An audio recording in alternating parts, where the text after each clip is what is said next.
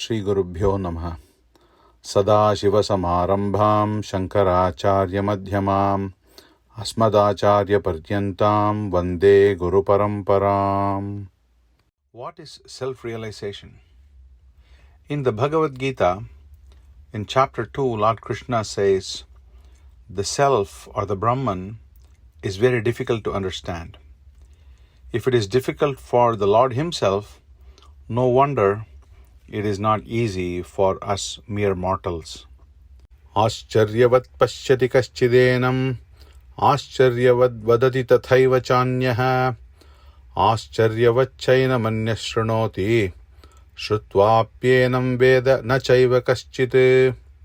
Lord Krishna says, one sees him as a wonder, and another speaks of him as a wonder, and another hears of him as a wonder, but none understands him at all. Yaf pashyati swayam sarvam, yam na pashyati kaschana, yas chetayadi buddhyadi, na tadyam chetayadyayam.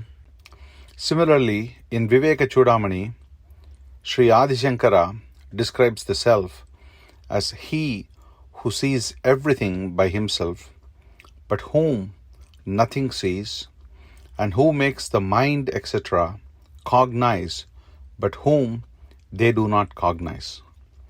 Obviously, self-realization seems to be a difficult topic if you just hear these descriptions. So how do we explain it in simple terms? How do we make everyone understand?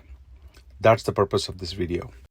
In Bhagavad Gita, chapter 2, Lord Krishna explains to Arjuna that the path of knowledge or Sankhya as well as the path of action or yoga are both required for most people to realize their self. Only a very few are able to pursue just the path of knowledge or Sankhya or just the path of action or yoga. Lord Krishna explains knowledge of the self or Sankhya as follows. Natvevaham jatu nasam, natvam neme janadhipaha, na chaiva na bhavishyamaha, sarve vayamatah param. The wise who follow Sankhya know that the self is immortal. Never did I not exist, nor thou, nor these rulers of men in this battlefield, and no one of us will ever hereafter cease to exist.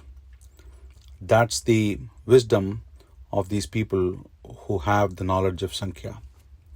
Wise who are fully associated with the self don't take part in any action. That is, they do action without ego.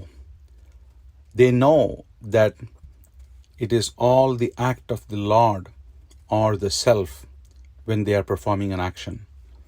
For all others who are not so mature in their thoughts, Lord Krishna recommends the dual path of knowledge or Sankhya and the path of action, yoga.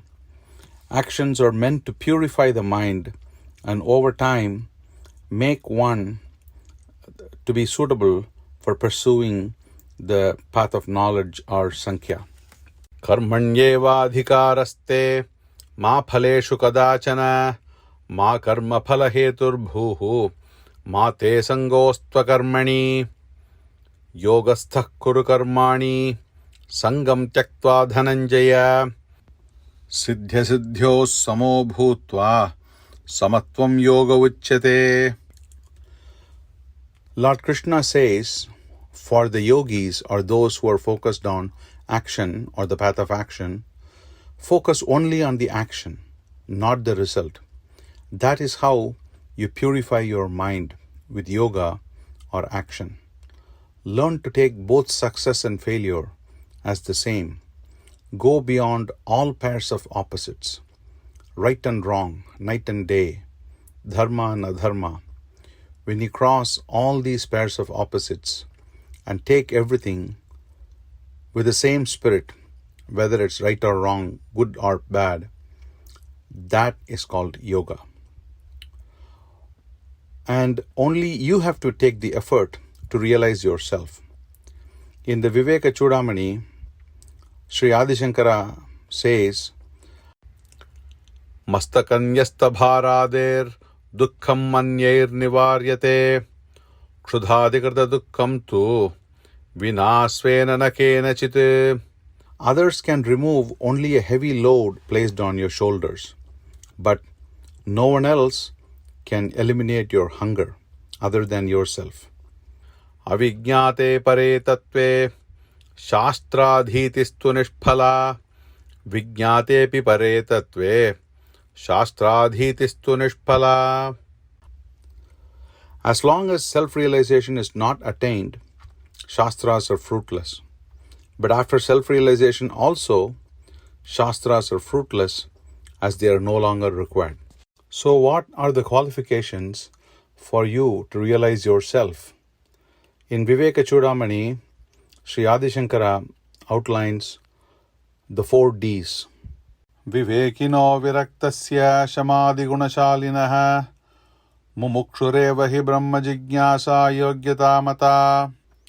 Discrimination, dispassion, discipline, intense desire for freedom. And he says, the trick is to keep practicing your path of knowledge or Sankhya and the path of action or yoga while improving and purifying your mind through the 4 Ds: discrimination, dispassion, discipline, and a desire for freedom. Brahma satyam jagan mithyetyevam rupo vinishchayaha soyam nitya nitya vastu vivekaha samudahritaha. Discrimination is the ability to realize that Brahman alone is true and everything else is illusory. It is the power to discriminate between what is permanent and what is transient. Tad vairagyam jihasaya darshana shravanadibihi dehadi brahma paryante hyanitye bhogavastuni. Dispassion is the aversion in enjoyment of transient objects, whether it's your physical body or pleasures associated with it, all the way up to higher pleasures, whether it's seeking the heaven or pleasures in the world of Brahma or Brahmaloka. Sri Adi Shankara describes 6 forms of discipline or mind control, or Shat Sampatti in Sanskrit. These are Sama, Dama, Uparati, Titiksha, Shraddha, and Samadhanam. To keep the video brief, we will not get into the details of these, but the Viveka Chudamani explains each one of them in detail. Finally, the 4th discipline, Mumukshatvam, or intense desire for freedom. This is the ability to realize that attachment to physical body and ego are the result of ignorance or darkness. This realization leads to intense desire or longing for liberation and becoming one with the Brahman or be yourself, not once in a while, but always, permanently, all the time. Among these 4 disciplines, there is an order as well. There can be no dispassion or vairagya without true knowledge of the self or viveka. Without dispassion or vairagya, one can't fully really appreciate and improve their Shat Sampatti or 6 forms of mind control. And without this training on mind control, one can't seriously develop intense desire for liberation or mumukshatvam. Sri Adi Shankara knew fully well that all of us are different and all of us will not possess all these 4 Ds to the same level. So, even though we are imperfect, he calls out 2 disciplines or 2 Ds: strong dispassion, vairagya or virakti and strong desire for liberation or mumukshatvam as being superior to the other two Ds when it comes to self-realization. And finally, Adi Shankara gives a clue to the imperfect seekers who are still interested in self-realization or the path to their true self.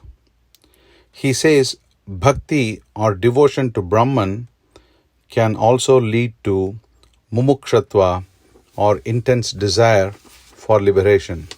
Adi Shankara also defines what is bhakti or devotion to Brahman. It is the ability to constantly concentrate on the Brahman or constantly contemplate and think about one's true identity. Realization that everything but the Brahman is irrelevant and focusing only on that which is permanent or Brahman all the time.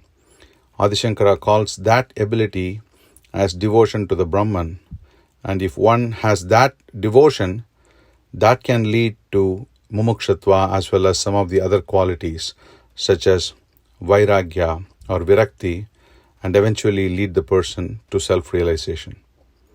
Finally, to conclude, self-realization is hard.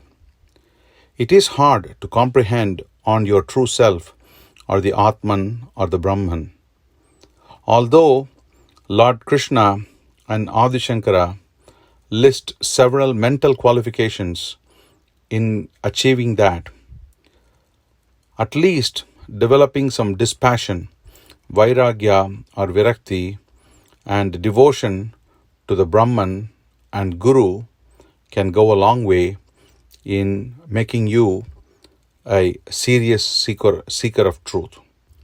May Guru Kripa or the blessings of the Guru be with you always and help you overcome all your imperfections, all your aberrations, and still help you achieve your journey towards self-realization. Shri Gurubhyo Namaha.